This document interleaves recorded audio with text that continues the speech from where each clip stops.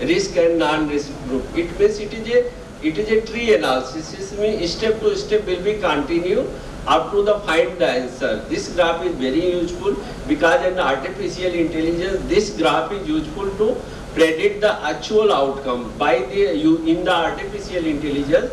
This graph is very much useful. It is the heart of the artificial intelligence, and by this we identify the actual predictor of the outcome, and accordingly in the coding we provide the coding so that in future this type of things will be identified automatically. Outcome will be presented by the identified by the artificial intelligence. So thank you. That was the last topic. Thank you, sir. The house is open for questions.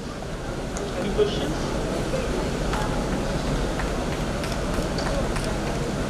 We are already running late on time. So our next speaker is Dr. Mohan Gurjar, and the topic is research reporting guidelines.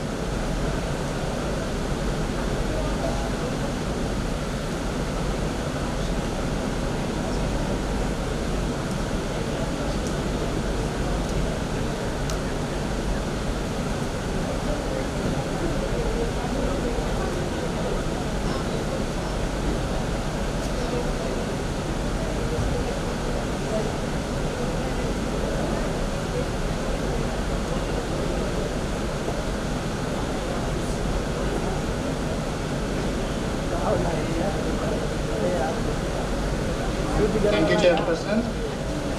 It's too much hectic since the morning. We'll try to wrap up in the very few words these aspects. And it is basically awareness, not giving any particular formula, but making you aware about there are the guidelines available for publications, depend upon the type of your studies.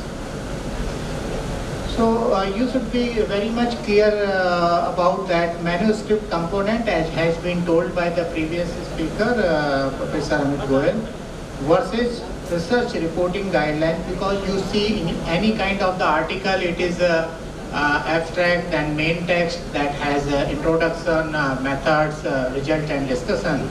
But in between these headings, there are the various aspects which are mandatory to mention.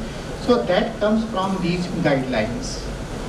So just for your information, only thing you are knowing from this lecture, just 5 or 10 minutes, highlighting the things about this equator network.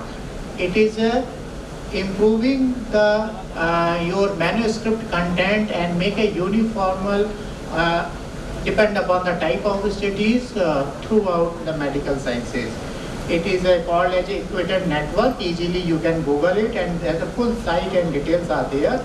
It is about enhancing the quality and the transparency of the health research.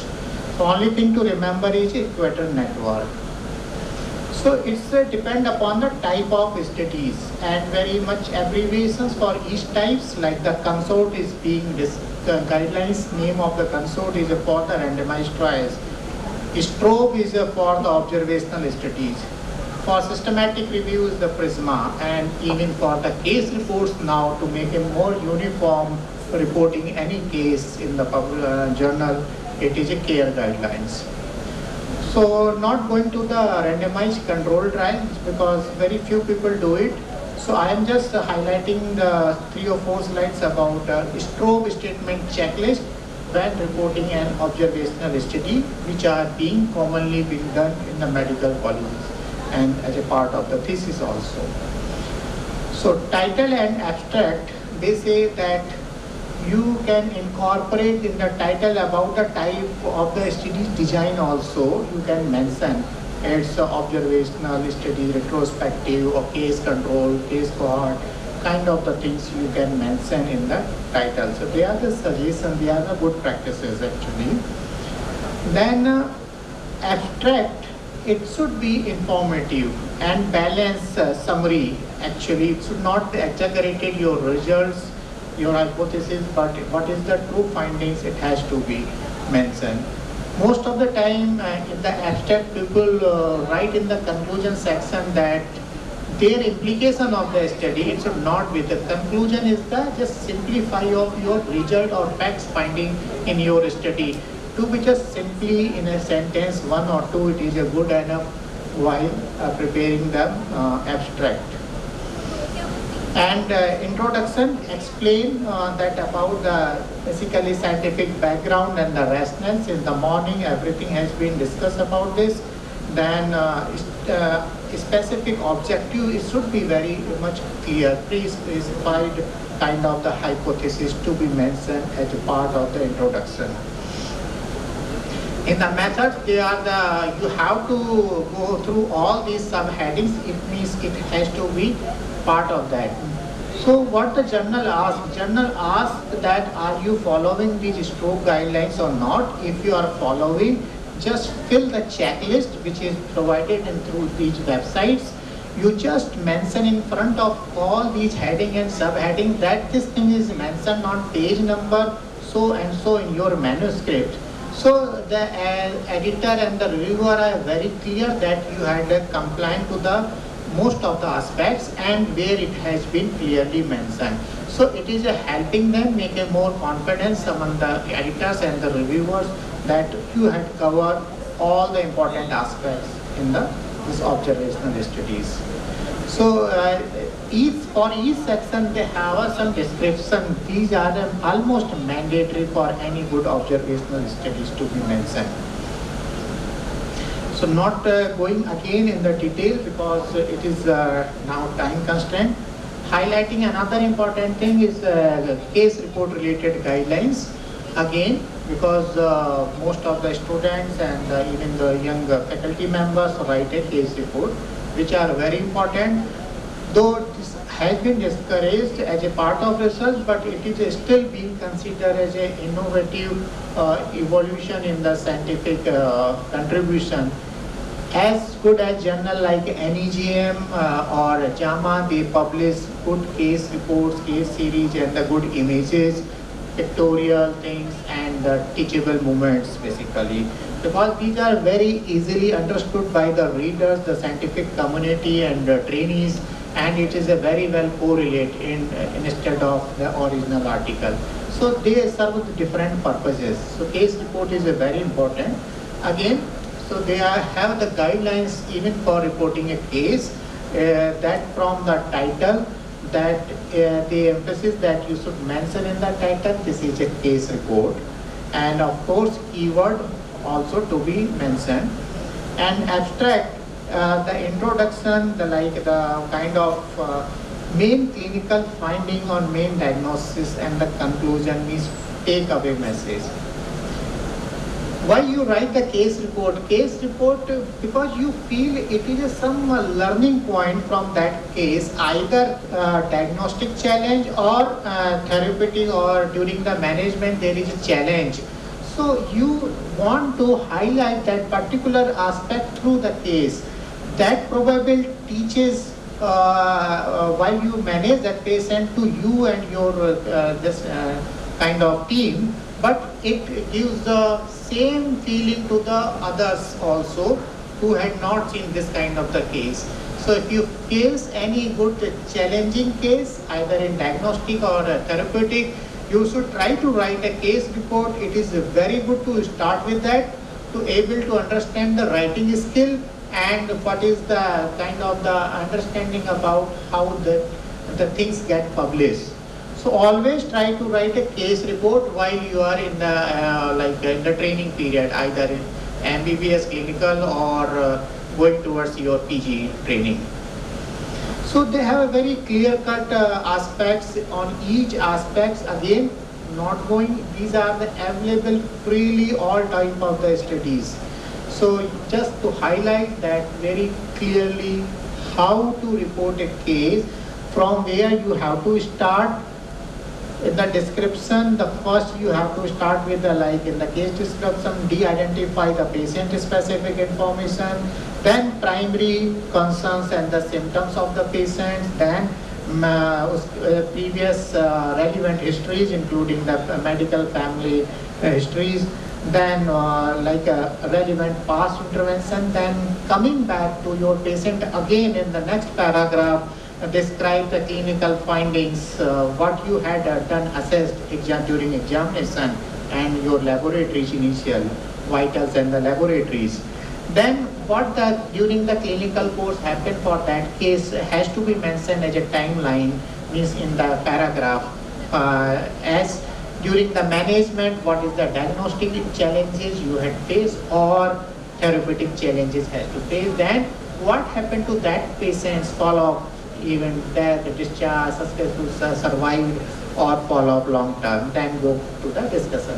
So there is a format they have defined even for the case reports. So again, just remember only one thing, it's equator network.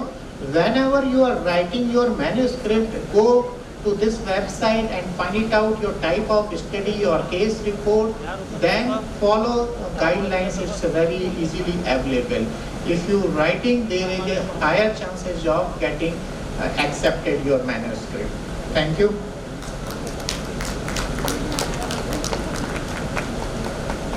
Thank you, sir.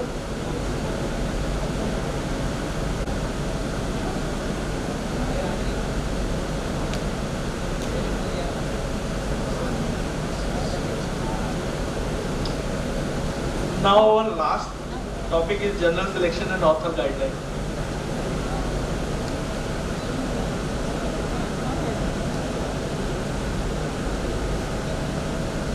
In this, it's basically it's kind of for a more experienced person like that, the level of the faculty. Choosing a journal is very important and following their author's guideline instruction. Just highlighting through the 4 or 5 slides because it's nothing like a fixed format. What are the criteria you think when you are choosing any journal for your manuscript or any research article you had prepared? You had done very hard work. So these are the few things coming in your mind, the kind of the type of article. Like if you are writing the case report, that journal might not accepting the case report. So it is not suitable for that. So type of the studies, few journals are very fond of like RCTs, few are observational studies, few are a community-based or public health related. So you just go through that particular journal in your field and read about what is their mission or vision for that particular journal, what kind of the article they publish. So you just match with your studies or your draft manuscript is matching with that journal's vision, what kind of the manuscript they publish it. Then most important, once you find it out the few journal in your specialty, and always look if it is an index, because our National Medical Commission also emphasizes it should be indexed. Basically PubMed index is good enough. So look, first always make a list of the journals suitable for your manuscript and check those journals for the indexing, it's indexed or not. Then nowadays be careful about article processing charges because it's huge sum. It's thousands of rupees and in fact $2,000 to $3,000 means more than 2 lakhs just publishing your single manuscript. It will be 2 or 3 months salary. So it is a very tough. So you should not be trapped in that kind of the things. So before submitting, because they are the two different models. Few good publishers, what they do, they allow you waive off the publication charges, but you have to get it approved from their side before final submission. So they are very clear. Means either they will refute you or 50%, 20% waive off. If you are agree, go ahead. Otherwise, it will not consider as submitted. Few publishers, what they do, some kind of like different models and trap you by while they allowing the both process. After the submissions, they will say, okay, we will continue considering your waive off. Okay, let's continue submission process. So once it is toward the acceptance, they will say, no, we will not waive off beyond this percentage bargaining. So you will be again trapped, might be even 20, 40, 60,000 rupees you have to pay because your hard work already is about to accept. So just careful about those things. And in impact factor site score has to be looked if you are very well established researchers, because this gives the credibility, like reading the good journals means they are following strict guidelines, editors, they are kind of assessing the articles before publishing is very strict. So those things, confidence among the readers is very high for high impact journal. But these are the ones you start and go multiple publications, then you understand about impact factor and site score.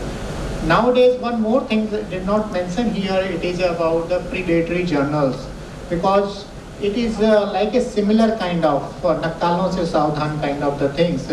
So there is a kind of list has been issued, and these are the predatory journals. It's a very looking the sound alike or kind of mentioning names, similar societies.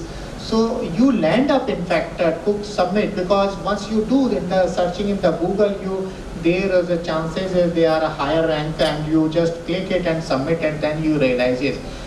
Now once you realize it and want to withdraw, they will ask money for your journal which you want to withdraw, still not get accepted. So they are the very kind of the different person, the malintentions. Just careful. Even the senior faculty from our institute and good in the experience in publication has been trapped in one of this also, because for their manuscript, their hard work, now they want to withdraw, they are asking the money. So just careful about the predatory journals. You have to follow author guidelines as per that particular journal, because you had a manuscript very well as per the guidelines, but a small difference is still persist, and a small and very significant tedious job by the person who is submitting to the particular journal. Small things has to follow as per the guide, otherwise it is a like throwing by the back to you by the journal and by their editorial staff who are not expert, but they are authorized to send to you back. So just few more things, how the things is changing in the author's guideline. About the title, interestingly I came across just few days ago. Some of the European journals are focusing that titles should have the region or country name where the study is being done. So they are focusing from the title itself, you can know where is this studies from. So, and this things is being adopted by the few of the journal in fact from the Korea also. So Europe and some countries, they are looking to make a kind of mandatory for their journal to mention the region or country name in the title itself.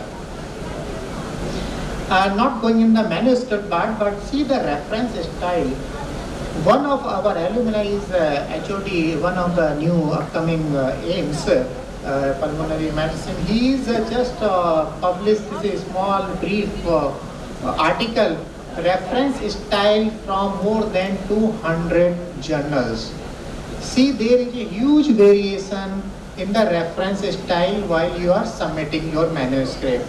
Someone say, okay, just as per the numbers you have to mention. Someone say, no, the first author name, cite in the text. Someone say, okay, in the bracket. Someone say superscript, or before the dot, after the dot. So these things are there. Author's name, one say allowing, most commonly is 3, some they say up to 6, some say journal, all mention all the authors in the references. So see how beautifully he is conveyed the message that even the just juggling with your reference, it is a huge variation among the medical journals. So, but we have to follow because we are receiving and we want to get it published in that journal. Thank you.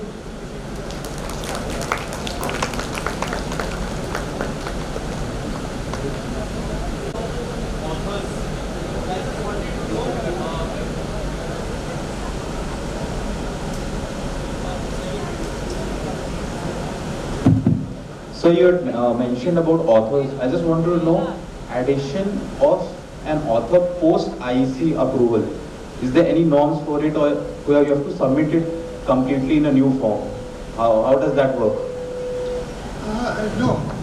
Look, the criteria for authorship is different. It's not necessary. If you get an ethical approval for your project, hardly with the 2 or 3 members in the planning or doing the study, it is a different, means they are the part of the manuscript definitely, but you can add on more authors who are really contributed, because international editors guidelines, IJME, they had prepared the guidelines who will be eligible for the authorship.